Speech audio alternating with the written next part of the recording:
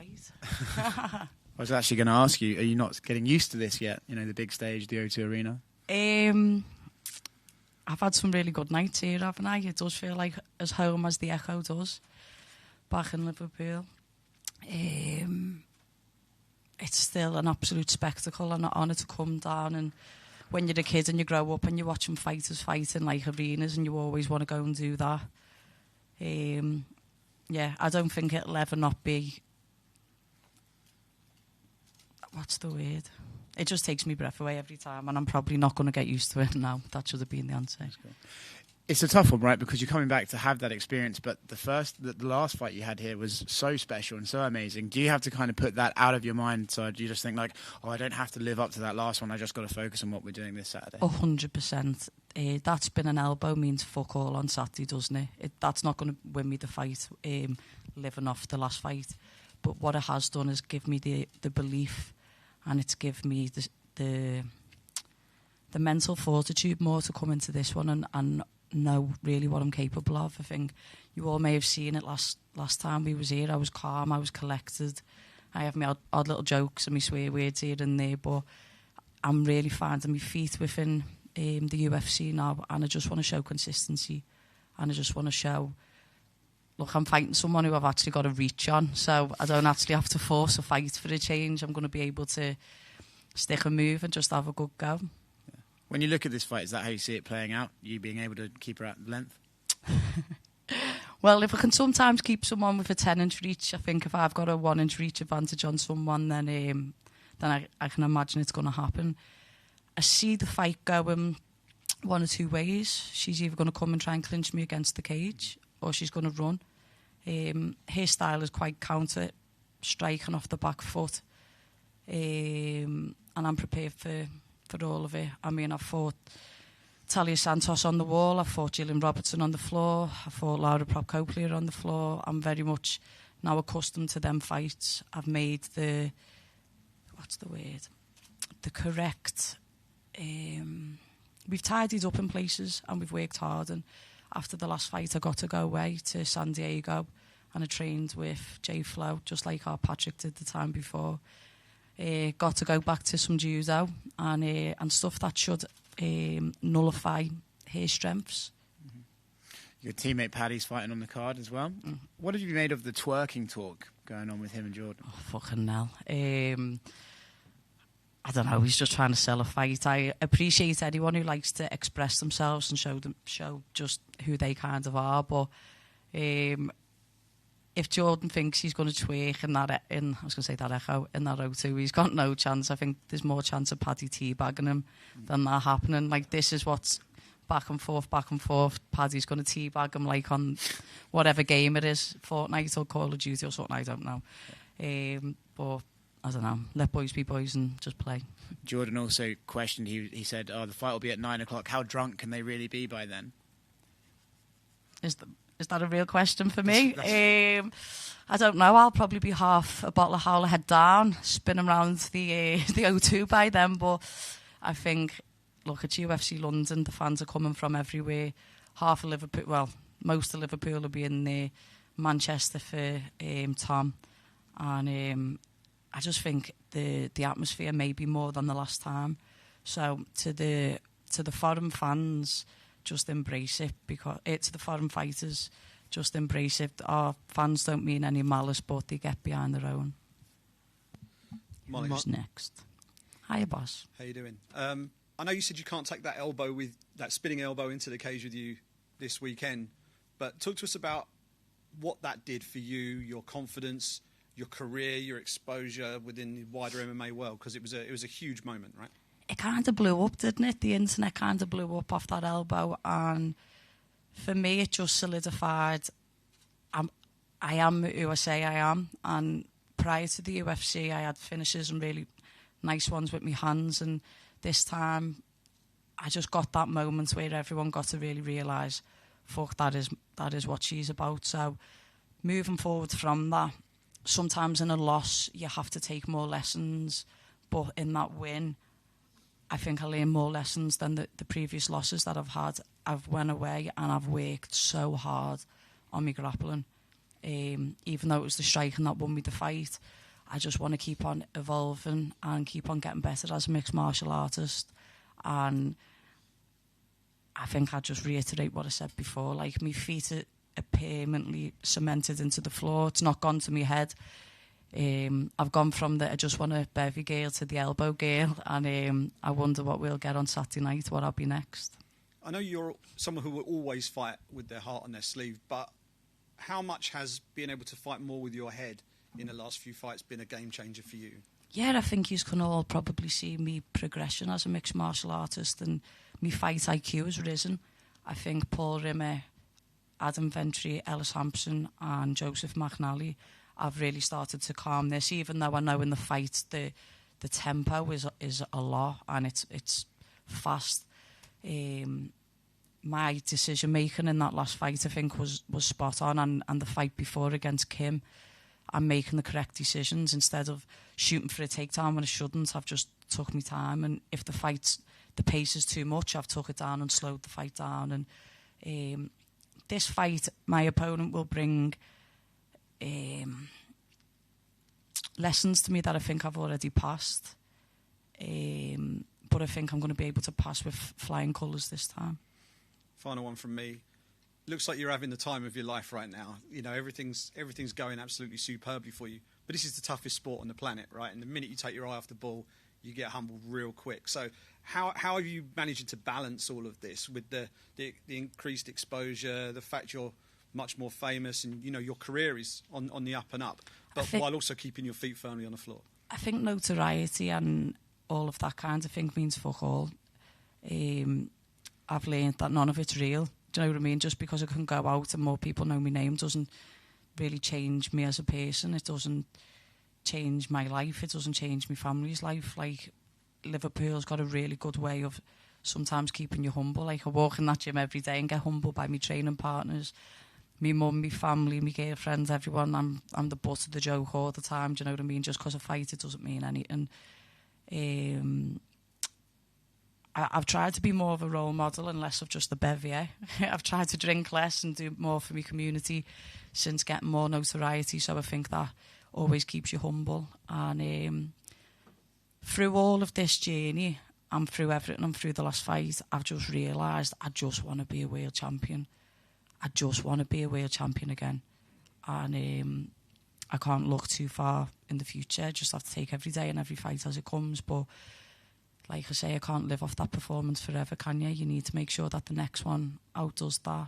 However, the finish may not ever outdo that last one. The fighting IQ and the decision making should and will. Brilliant, thank you. Molly right here. Hi.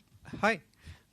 You know, when people talk about that event in March, and many fans and just pundits saying that was maybe the best fight night, if not arguably one of the best events ever in the definitely UFC. Was, lad. Definitely was. You'd have had to be there, but it definitely was.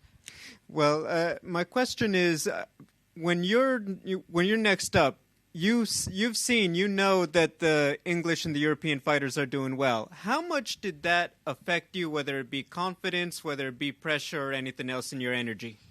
All Molly McCann needs is a crowd. That's all I need. I couldn't do COVID. I was fortunate enough to go to Fight Ireland and be treated like an absolute queen over in Abu Dhabi. I was fortunate enough to fight in the Apex while still in the bubble. I couldn't do it. I just couldn't lift myself up to that kind of atmosphere. There was none. You give me 50 drunk fans and I'll still give you the fight of my life. But listening to that O2, being in that changing room when me and Patrick was getting ready, and we was watching it before we left, whilst we was on the way, and near enough every GB fighter was getting the finishes and getting the wins, and you could just feel the momentum, and the momentum was building. And the second I heard my walkout tune and just looked at everyone, and it was massive for me to see I hadn't won in the COVID, so to walk out and that many people be cheering for me and wanting me to win really, really blew me away. And then I had said the whole fight week and the whole fight camp, this is for yous. I understand like how long yous have waited. It's as long as we've waited for this fight night back in London. And I just knew what I was ready to give, and I know it'll be a similar case on Saturday. Do you feel that the European fighters have some pressure going into this one? Because the last one was so good, it's almost like, oh my gosh, everyone has to deliver again. And you're only responsible, obviously, for your own fight. But do you feel like collectively there is a bit of that kind of energy going into this? I think as long as you don't let the ego run away with yourself after wins, like what we've all managed to do. And Tom Aspinall's like a really good example of it. Good win, good win, good win. Doesn't let him run away. Doesn't add pressure to him. He just gets on with his job. I think as long as you're focused, I don't think there's any more added pressure. From that last fight, my life completely changed in terms of sponsorship. I don't have to go into a fight now worrying about, what if I lose? I'm only going to get half. Would that even cover 6 months, like rent and bills and all that kind of stuff? I get in there and I feel like a diamond's created, like pressure creates diamonds, and I'm ready to just keep on creating. So will I feel the pressure? No. Will I feel nerves of having a fight? 100%. Who doesn't? I'm just ready to have a go, to be honest, mate. My final question. Are you the only teammate who's allowed to call Paddy Patrick? Well, it's his fucking name, so I don't know why no one calls him it. Do you know how many trolls I get online from the Americans where they go, why are you calling him Patrick? I'm like, that's his name, that's why. I don't know. He just calls me the meatball and I just call him Patrick. It's been that way since he had braces and I was working at Subway. Thank you. Molly, you mentioned obviously about your life changing, about financially not having to worry going into a fight. How does that affect you mentally, not having that kind of pressure about, I need to win this in order to pay my bills? I think most people who watch the sport and most people in here love what they do, and sometimes everyone's thinking, am I going to make it to the end of the month? Because sometimes you're not getting paid like a lot, do you know what I mean? I wouldn't say I've got outrageous amounts because there's probably half the card earn more than what I earn, but just not having the extra. When you're going to a fight and you're in camp, you just want to be thinking, I'm going to improve there, I'm going to get better there. I think when you start having to think about money and survival post-fight, it can just be detrimental to your thought process. And when I'm in the cage, if I'm in a compromising situation, I want to be thinking, stop here passing, stop the arm, stop the elbow. I don't want to be thinking, fuck, if she moves here and I'm over, I'm not going to be able to pay me bills. And I've been really fortunate that Barstool's come in, give me a sponsorship deal where I'm comfortable to just give my whole self and to training. And I think every fighter does. By hook or by crook, we all find a way to make it work, whether you have to have 2 jobs outside of it. Everything that you do, you'll always give your best to it. But I just feel like I'm in a position now where I can just ultimately give my whole self to every training session. And instead of having to go and do other stuff, I can just put the Normatec on and recover. I can go for a cryotherapy. I can go for a walk with my dog Frank and just relax and take in the sun that's not really ever in Liverpool, do you know what I mean? But it's harder in some ways because you're probably more broken because you're training harder and you're giving more. But there's less pressure, which is better. You know, you mentioned about, being more grounded, being very calm, focused, and we definitely saw that before your last fight as well. How much of a difference does that make in your performance when you are kind of mentally grounded, mentally focused? How much does that affect the way you perform? I feel like mind, body and soul, when it's all together, you get the best performances of your career. And you can see it when, like, Conor McGregor, you can see when he was at that Zen flow and he had those amazing finishes. And then when he was being a bit, I don't know, like, whether to say, like, manic or, like, a little bit everywhere, probably because he was feeling the pressure a little bit, that the fights don't always go the way that you want them. So, for me, it has just been really important just to make sure that I keep my feet on the floor and just... Yeah, I forgot your question halfway through. Sorry, I've had a long day. Okay. How does that affect your performance when you're... It affects my performance in a positive manner. I was saying 2019 I came to fight Zombie Girl, was it? Priscilla Cachoeira. And I remember sitting here and I was just taking it all in, and I was so fucking scared, and I couldn't eat all week. I didn't even have to do a salt bath or anything because I was that nervous. My energy was so drained, but I was still able to give the performance of my life. So when you're not constantly drained, you can just give more. If you're in the cage and you're punching and you're not on the back foot already in here, your recovery is better, and you're thinking better, and your combos just come together, and you're more alert and you can see. So, I think it's real positive. And, you know, when you think about the fight this Saturday, how do you envision it? How do you see it going down in your head? I think most fighters have their moments and their zen-like flow, and Paddy will probably be when he's like rapping and on the mat and he's giving it. Mine's when I'm going for me run, or when I'm walking to the gym and I'm warming up and I have my music in my head, and I just constantly think like I'm going to command the centre of the ring, of the cage, and I'm just going to go and do me, and I'm not going to force the finish. The finish will come. I haven't got to force a win, and I do feel, and I have envisaged, and in training, it's all mirroring together that I will get the finish. Whether it needs to be a grapple and a submission, or whether it's going to be a striking finish, I think every single person who's been around me, who's been in camp, who's watched me this week, can just tell something special is coming. So Dan Hardy said to me, off the back of that last fight, is kind of like 3 wins. I went, what do you mean, lad? And he went, just in here, you'll just be a different animal, and you can kind of carry the momentum and the self-belief moving forward. So I believe that's where I'm at. Thank you. No problem. Molly, just in terms of you and Paddy going global from Liverpool, how does that actually feel to represent Liverpool and to just go global with your best mate? It's a bit of a mad one, to be honest, because I think in the summer, Graham Boylan managed to do a really good job for me to go from like New York to Phoenix to San Diego, and I got to go and train and do loads of like public like meet and greets and fucking all mad podcasts and meeting all just amazing people. And I remember I always say this, there's a song, I think it's called Oh What a Night, and me and Paddy always sing it, and we was driving to Six Flags from San Diego, so he was going to a theme park, and I looked at him and I looked at his fiancée Laura, and I turned it up and I went, never forget this moment. And he was like, what do you mean? I was like, this song, this moment, we're kids from Liverpool who grew up a council estate with nothing, and we're just out here living, I suppose you could say best life, but just everything we've worked for. And the good thing is we epitomise being a Scouser.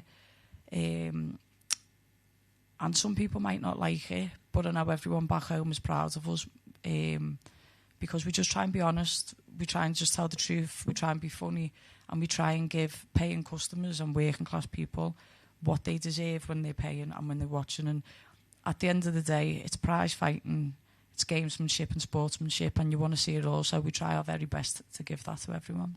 So back in March, Paddy was taking the mick out of you for Everton, maybe going down, and Liverpool winning everything. Now Liverpool didn't win the Champions League and the Premier League. You stayed up.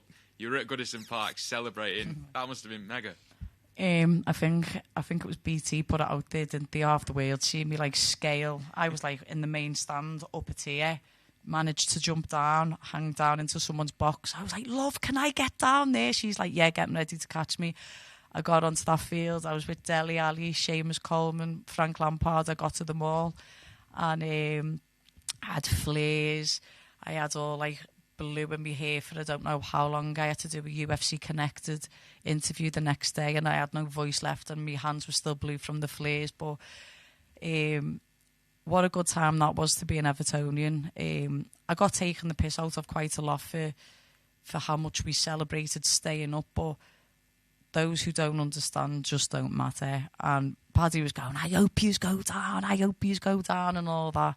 And you remember this time, last time I was here, I was giving it to the Everton players, because I was like, you need to play for the badge and play for what it means.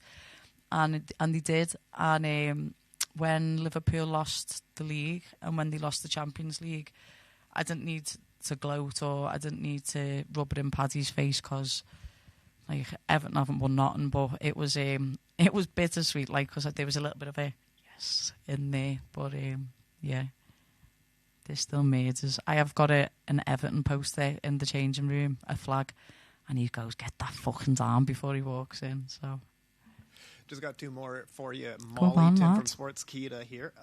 How is it adjusting back to normalcy after such a high in the last fight night? Or is it still going on? I'm Molly McCann. Nothing's normal in my life. Nothing's ever been normal in my life. I felt more at peace, in all honesty, since all of that, because I think if you feel fulfilled and have lived up to your potential, I don't feel like I'm touching my potential yet, but I'm like, I'm showing steady growth towards where I need to be. Then it's all good. I think the hardest part's learning to say no and not giving too much of myself to everyone else, which in this fight camp I've also learned to do. I have done nothing but eat, sleep and train. I've probably done 2 media obligations the whole camp because I haven't tried to lose track and lose focus. The main thing is to keep the main thing. And if I'm honest with me goals and my dreams and my ambitions of being a world champion, then I can't run away. Like I keep saying, that elbow will probably get sketched on me gravestone. Do you know what I mean? And me I just want a bevy lad quote will be there, but it doesn't mean anything, in all honesty. And last one for you. You want to work towards a world title, you said. Is there someone in the top 10, a name that you want to call out?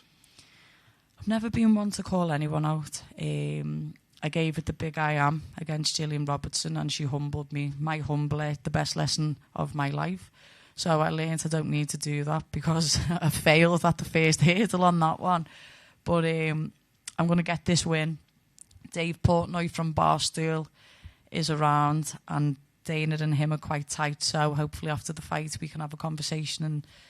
And I would like to fight again in November in the Mecca of all Meccas for strikers, and I'll just leave it into their hands to see who I'll be fighting against. Oh, hey Molly, just one from me.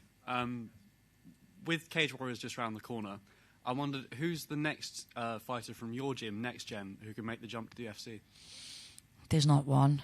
There's a few of us. I think me and Patrick will be going to watch after the weigh-ins because our boys are on the prelims, so that we can all get a scran together and enjoy the Friday night. But you've got Nathan, you've got Luke Riley, you've got Adam Cullen, you've got... I don't really wear makeup, do I? I've got mascara in my eye and it's stinging. That'll teach me. What's my lad from Warrington called again? Nick, what was our middleweight world champion called? His name's just completely gone from my brain. No. Oh my God.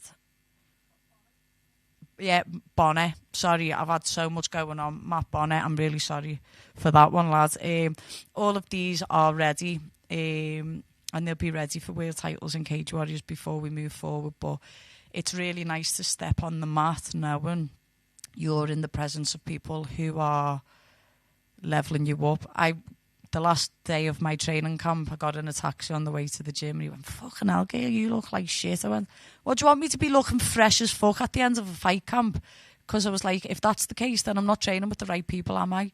I mean, they're not hating me, don't get me wrong, but I'm giving me like life to the camp. But Next Gen versus the world, and soon we'll be making the O2 just a club show.